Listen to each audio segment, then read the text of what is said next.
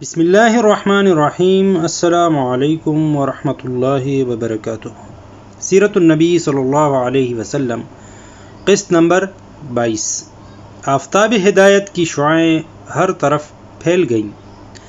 یہاں ان چند مہیر العقول واقعات جن کی اسنادی حیثیت کمزور ہے کا ذکر ضروری ہے، جو آپ کی ولادت مبارکہ سے کچھ پہلے اور وقت ولادت پیش آئے۔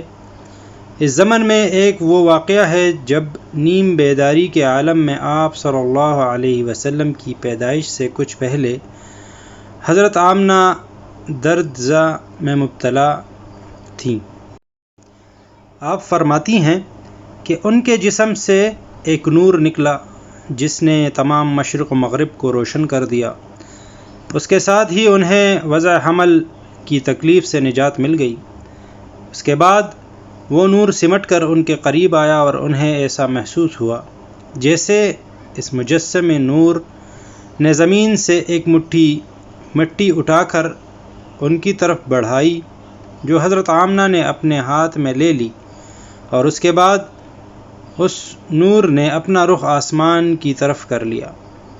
حضرت عثمان بن ابی العاص رضی اللہ عنہ کی والدہ فرماتی ہیں کہ حضرت آمنہ کے وضع حمل کے وقت وہ وہاں موجود تھیں اور انہوں نے وہاں سوائے نور کے کچھ اور نہ دیکھا، اور باہر ستارے زمین کے اس قدر نزدیک آ گئے تھے کہ گویا زمین پر گرنے والے ہوں۔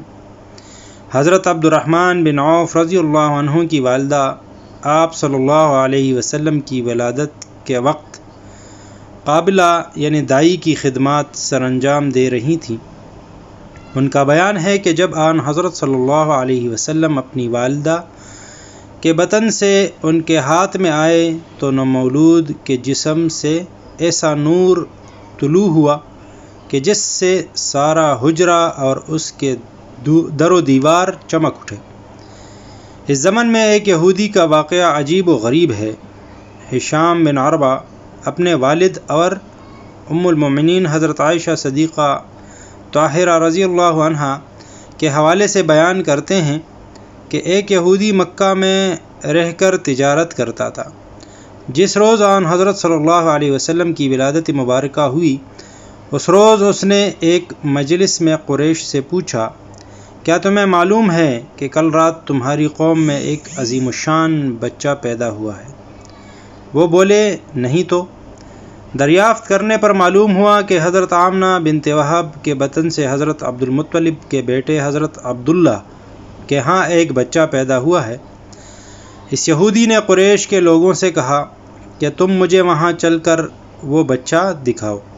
یہودی کی اس درخواست پر وہ لوگ اسے حضرت عبد المطلب کے مکان تک لے گئے۔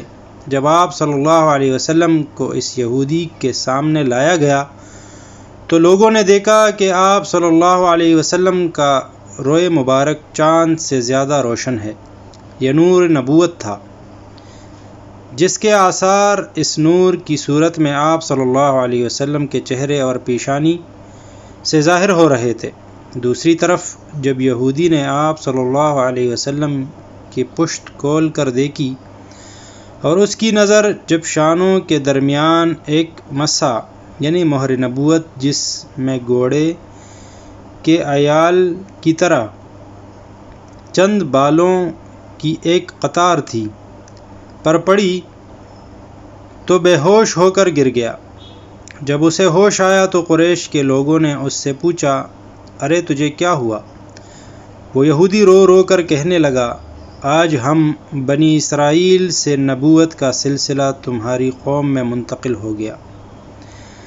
پھر جب اس کی طبیعت سنبھلی تو اس نے قریش کو اس نعمت کی مبارکباد دی اور کہا کہ اب یہ خبر مشرق تا مغرب پھیل جائے گی۔ السلام علیکم ورحمۃ اللہ وبرکاتہ۔